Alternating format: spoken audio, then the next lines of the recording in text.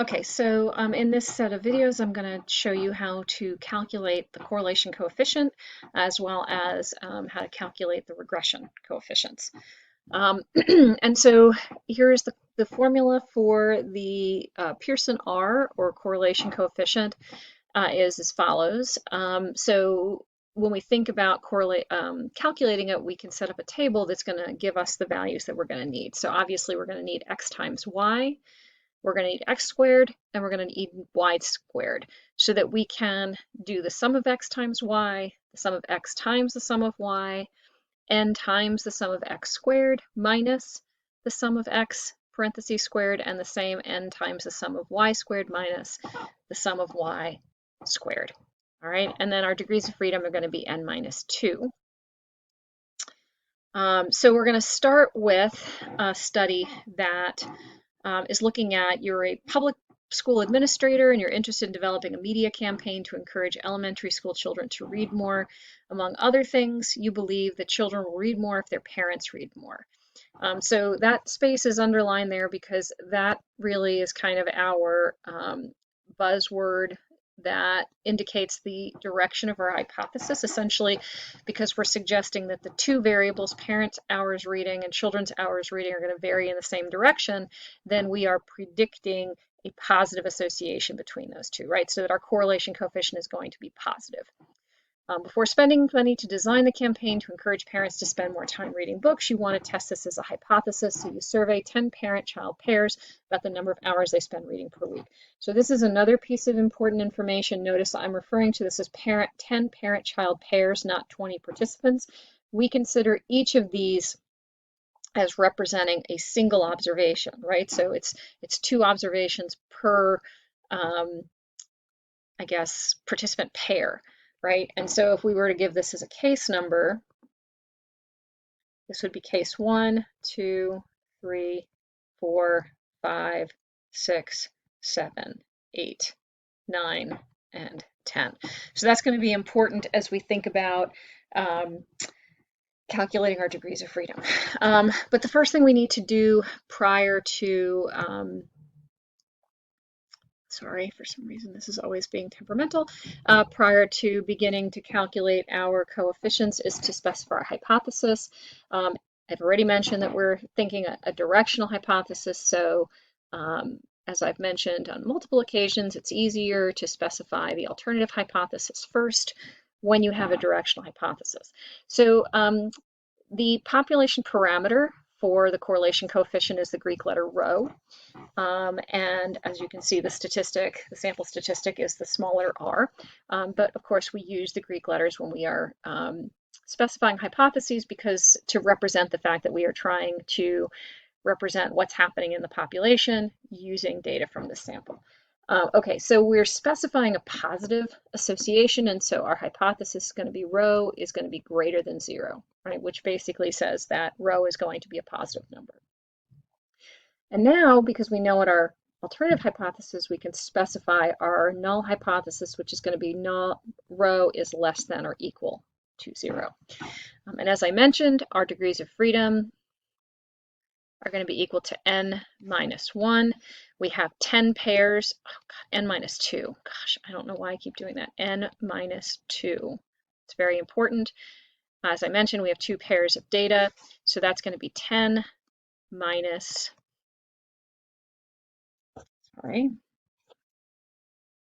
2, which is going to give us 8 degrees of freedom.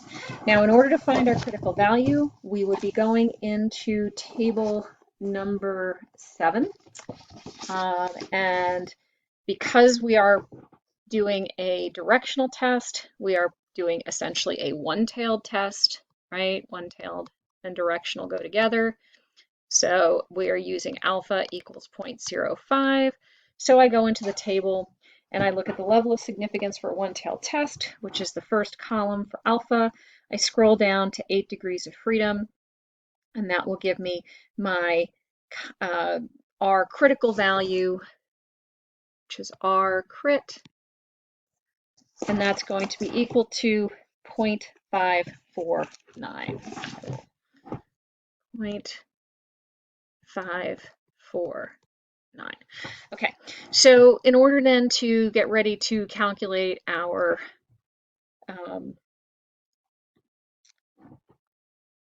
our correlation coefficient, we're going to fill in our table. So we need x squared, right? We need y squared, and we need x times y, right? Because these are all of the values that are the foundation of our formula.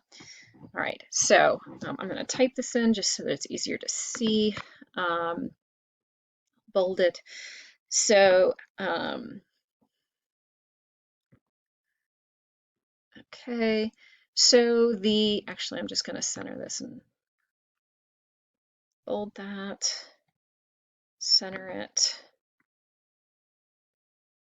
bold that, and we'll bold that and center it too, so easy to see them. Okay, so we'll start by doing our x squared. So 14 squared is 196, 13 squared is 169, 10 squared is 100, 10 squared is 100, 9 squared is 81, 9 squared is 81, 7 squared is 49, 5 squared is 25, 3 squared is 9, and 1 squared is 1.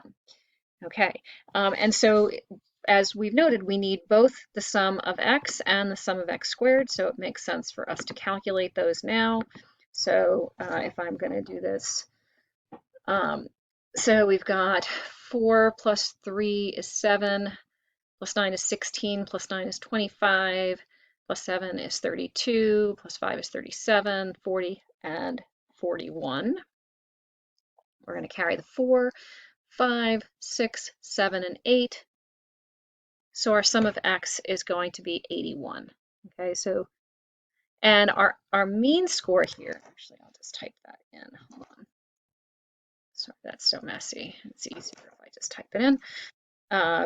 So our mean score then is going to be 81, and obviously 81 divided by 10 to give our mean, so our sum of x is 81, and our mean of x is 8.1. All right, so the next thing we need to do is calculate the sum of x squared, and so we're going to do 6 plus 9 is 15, 16, 17, 26, 31, sorry, 40 and 41. So that's going to give us 1, carry the 4 is 13, 19, 27, 35, 39, and then again 41. So we're going to carry the 4 one more time, and that's 5, 6, 7, and 8.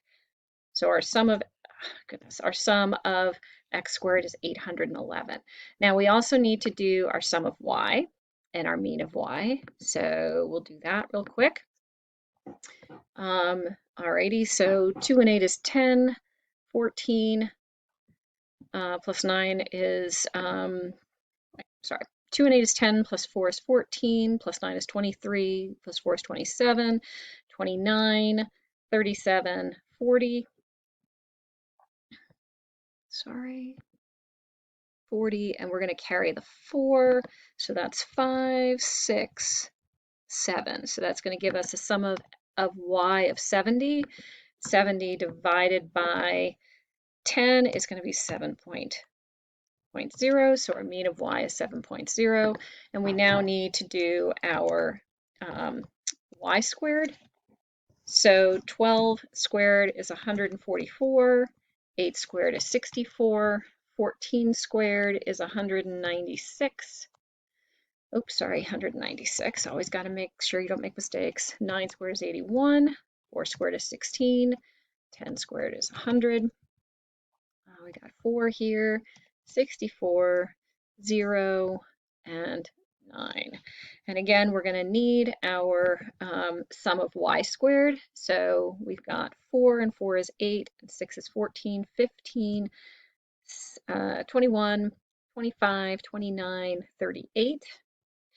And we're going to carry the 3, so that's 3 and 4 is 7, and 6 is 13, and 9 is 22, 30, 31, 37, and we're going to carry that 3, and 1 is 4, and 1 is 5, and 1 is 6. So our sum of y squared is 678. And now the last thing we need to do is x times y. So we have 14 times 12, which is 168, 13 times 8, which is 104, 10 times 14 is 140, 10 times 9 is 90, 9 times 4 is 36, 9 times 10 is 90, 7 times 2 is 14, 5 times 8 is 40, 3 times 0 is 0, and then 3 times 1 is 3. And, you know, to make this distinction easier, I'm going to just highlight that a little bit so that it's clear that that's where our sums are. Okay, and so now we're going to need the sum of x and y, x times y. So once again, we have 8 plus 4 is 12, 18, 22, 25. So we're going to carry our 2 and 6 is 8, 12, 21, 24, 33, 34, and 38. And then that's going to carry our 3, and 1 is 4, and 1 is 5, and 1 is 6. So our sum of x times y is 685. So now we have everything we need to be able to calculate our correlation coefficient. All right, so we'll scroll down here and we'll transfer over our values really quickly here, right? So we have our